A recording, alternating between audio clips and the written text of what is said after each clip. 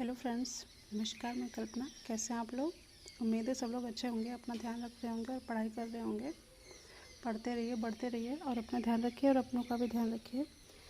हम लोग वाक्य रचना पढ़ रहे हैं। वाक्य रचना में मैंने कहा था कि दूसरे यानी कल आज के लिए कहा था कि ख़त्म कर देंगे आज। सो आज वाक्य रचना ख़त्म कर देंगे और कल एक क्वेश्चन पेपर तैयार करेंगे। ठीक है, आइए पूरा करते हैं। देखिए, बहुत लंबा तो नहीं पर हो गया है थोड़ा सा। मैंने कोशिश की है शॉर्ट में सिर्फ उतना ही पढ़ाने की जितना आपको ज़रूरत है, एक्स्ट्रा नहीं।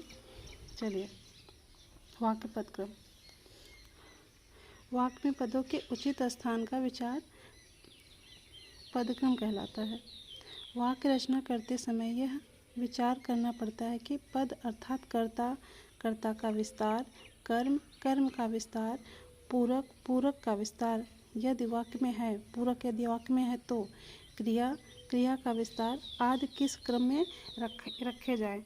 जैसे वाक्य बनाते समय हम लोग ये नहीं कह सकते ना कि खा रहा है राम, ये गलत हो जाएगा। राम खा रहा है, ये सही है।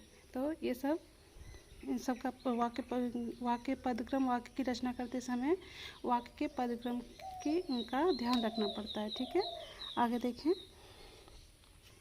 हिंदी वाक्यों में पदक्रम का नियम निश्चित सा है। पद का क्रम स्थान बदलने से वाक्य अशुद्ध हो जाता है और अर्थ भी अस्पष्ट नहीं होता। ऐसे आता है ना वाक्य में अशुद्ध है, शुद्ध, क्या शुद्ध है क्या अशुद्ध है। अगर पदक्रम उचित है, उचित स्थान पर उसका क्रिया, संज्ञा सब आदि हैं तो वाक्य शुद्ध है। अगर अनुचित है तो वाक्य क्या हो जाता है, अशुद्ध हो जाता है, जैसा कि मैंने अभी बताया। आगे देखें। और हाँ, अर्थ भी अस्पष्ट, अर्थ भी अस्पष्ट नहीं होता। ये क्या गलत हो गया, स्पष्ट होना चाहिए। यहाँ पे अस्पष्ट होता है, अगर होता तब सही होता है, नहीं होता। देखिए, जैसे मैंने अभी थोड़ा सा मिस्टेक कर दिया, सॉरी, पर मैंने सही भी कर लिया। वाक्य में पहले कर्ता, ध्यान दीजिएगा, वाक्य में पहले कर्ता, फिर कर्म या पूरक और अंत में क्रिया रखते हैं। जैसे बालक, बालक क्या है, कर्ता है। पुस्तक कर्म, पढ़ता है, क्रिया है। राम कर्ता, विद्यार्थी पूरक और है, क्रिया है। इसका मैंने एक उदाहरण लिखना भूल गई, क्या हो रहा है मेरे साथ। चलो, जैसे मैं लिख दे रही हूँ, राम विद्यार्थी है। राम क्या है, विद्यार्थी है। ठीक है, तो अब क्या हो गया, राम क्या है, करता है, विद्यार्थी पूरक और है क्या है, क्रिया है। ठीक है, द्विकर्मक क्रिया, एक कर्मक क्रिया था, द्विकर्मक क्रिया हम देखते हैं। द्विकर्मक क्रियाओं में गौण कर्म पहले और मुख्य कर्म पीछे रखते हैं। जैसे मैंने कर्ता यानी राम को गौण कर्म, पुस्तक मुख्य कर्म, दी है, दी क्रिया, दी क्या हो गया, क्रिया हो गया। मैंने राम को पुस्तक दी, एक उदाहरण है। और इसमें मैं क्या हूँ, करता हूँ, राम कौन है, गौण कर्म है, और पुस्तक क्या है, मुख्य कर्म, और देना क्या हो गया, क्रिया हो गई हमारी। विशेषण संज्ञा के पहले और क्रिया विशेषण प्रश्नवाचक के अतिरिक्त क्रिया के पहले आते हैं। जैसे बड़े प्रसिद्ध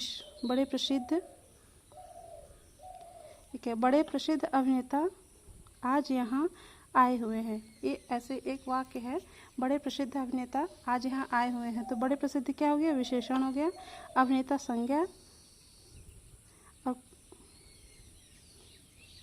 कर्ता आज यहाँ क्रिया विशेषण हो गया, आए हुए हैं। निषेधवाचक अव्यय न, नहीं, मत प्रायः क्रिया के पूर्व आते हैं। मैं नहीं पढ़ूँगा, मैं क्या करूँगा, मैं नहीं पढ़ूँगा, जैसे आजकल आप लोग कर रहे हैं, मैं नहीं पढ़ूँगा। तुम मत आना जब तक मैं ना आऊँ, तुम तब तक नहीं, वहीं रहना। ये क्या है, निषेधवाचक, जहाँ पे नहीं, न, मत आदि ऐसे शब्द आए वहाँ पे क्या हो जाता है, निषेधवाचक अव्यय।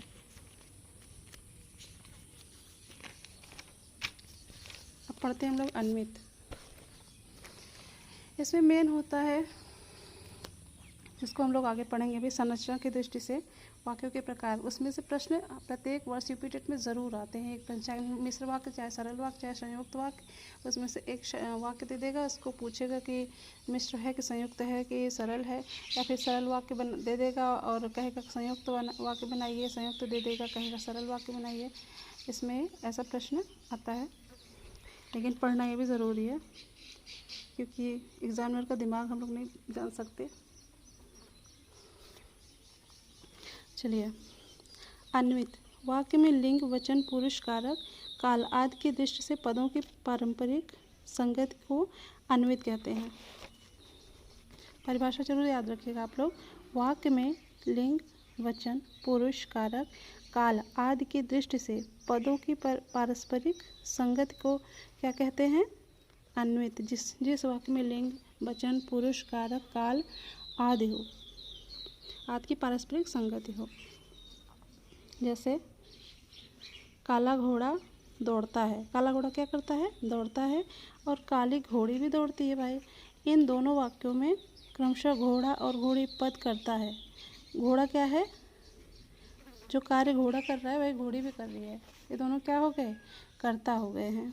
उनके लिंग और वचन के अनुसार ही क्रिया और विशेषण में लिंग और वचन की अन्वित हुई है।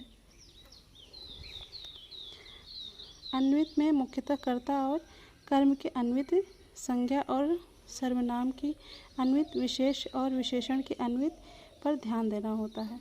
ठीक है, अब हम लोग अपना आते हैं मुख्य टॉपिक पे, जो हमारा आता है प्रश्न हर बार यूपी टेट में। ये संरचना की दृष्टि से वाक्यों के प्रकार। ध्यान दीजिएगा और बहुत ध्यान से पढ़िएगा। मैं भी कोशिश की हूँ इसको बहुत ही ईजी बनाने की, बहुत ज़्यादा कोशिश की हूँ। संरचना की दृष्टि से वाक्य 3 प्रकार के होते हैं। कौन कौन से, सरल वाक्य, मिश्र वाक्य, संयुक्त वाक्य। पहले हम लोग सरल वाक्य पढ़ते हैं। सरल वाक्य क्या है, जिस वाक्य में एक या अनेक उद्देश्य हों किंतु विधेय, ध्यान दीजिएगा, विधेय एक ही हो, वह वाक्य क्या है, सरल वाक्य कहलाता है। जैसे श्याम पुस्तक पढ़ रहा है, श्याम क्या कर रहा है, पुस्तक पढ़ रहा है, इसमें उद्देश्य एक ही है, श्याम, और विधेय भी एक ही है, पुस्तक पढ़ रहा है। ठीक है, जैसे राम जा रहा है, इसमें भी उद्देश्य एक ही है, राम, और जा रहा है क्या है, विधेय है। सीता खाना खा रही है, सीता खा रही है, सीता क्या कर रही है, खा रही है, इसमें भी उद्देश्य कौन है, आप बताइएगा, विधेय भी आप ही बताइएगा। ठीक है, कुछ कमेंट तो करिए, कुछ हमें भी तो पता चले कि आप लोग पढ़ रहे हैं कि नहीं पढ़ रहे हैं। आगे देखते हैं मिश्र वाक्य और संयुक्त वाक्य। मिश्र वाक्य और संयुक्त। मिश्र वाक्य क्या है, ध्यान दीजिएगा, इसमें देखिए मैंने पूरा दे दिया कि इसमें कैसे शब्द, कौन कौन से शब्द ठूंसे जाते हैं मिश्र वाक्य में। अगर आपने इसको याद कर लिया ना, तो आप फटाक से याद पकड़ लेंगे कि मिश्र वाक्य क्या है। और वैसे ही ठीक संयुक्त वाक्य, सरल वाक्य तो सरल है ही।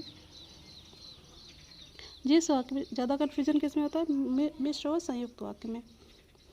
जिस वाक्य में एक प्रधान उपवाक्य और एक या अनेक आश्रित उपवाक्य हो वहाँ वाक्य मिश्र वाक्य कहलाता है। वह वाक्य क्या कहलाता है, मिश्र वाक्य कहलाता है। जिस वाक्य में, ध्यान दीजिएगा, कि, ताकि, जैसा कि, ज्यों ही, जब ही, क्योंकि, भले ही, जब तक, जहाँ तक, जो, यदि, तथापि आदि शब्द आए वहाँ मिश्र वाक्य होगा।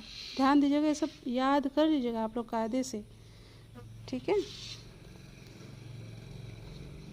जैसे देखिए मैंने जो उदाहरण लिखा है और जहाँ पे जिसे मिश्र वाक्य समझ में आता है मैंने उसको अंडरलाइन कर दिया। देख लीजिए यहाँ पे शुरुआत में, जो औरत वहाँ बैठी है वो मेरी माँ है। यहाँ पे शुरुआत में ही जो लग गया है ना, आपका जो कहाँ है, ढूंढ के दिखाइए, ये है जो। ठीक है, जो औरत वहाँ बैठी वो मेरी माँ है। मैं जानती हूँ कि तुम्हारे अक्षर नहीं बनते। यहाँ पे मिश्र वाक्य कैसे समझ में आएगा आपको, ये लगाए कि ये है आपका, कि यदि तुम परिश्रम करोगे तो सफल हो जाओगे। आप भी अगर परिश्रम करेंगे तो अवश्य ही सफल हो जाएंगे। इसमें मिश्र वाक्य कैसे समझ में आए? ये है यदि, यहाँ पे लगा है यदि। ठीक है, आगे देखते हैं संयुक्त वाक्य। ध्यान से देख लीजिए, नोट्स बना लीजिएगा। ठीक है,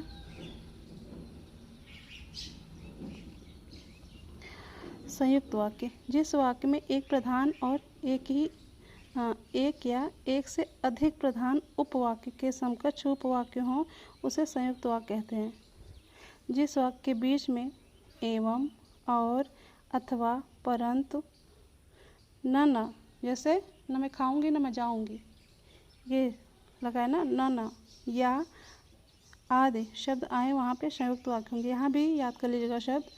ठीक है, जैसे वह बच्चा ही तो था पर था चतुर। वह क्या था? बच्चा ही तो था पर क्या था? चतुर था। वह लड़का है और छोटा है। वह क्या है? लड़का है और छोटा है। ठीक, ओके, थैंक यू। जब हम प्रश्न बनाएंगे, आपका जब प्रश्न थोड़ा सा टेस्ट होगा तो उसमें जो थोड़ा सा कठिन और आए हैं, जैसे सब संयुक्त मिश्र, उसको मैं और समझा दूँगी। आज के लिए बस इतना ही। Thank you.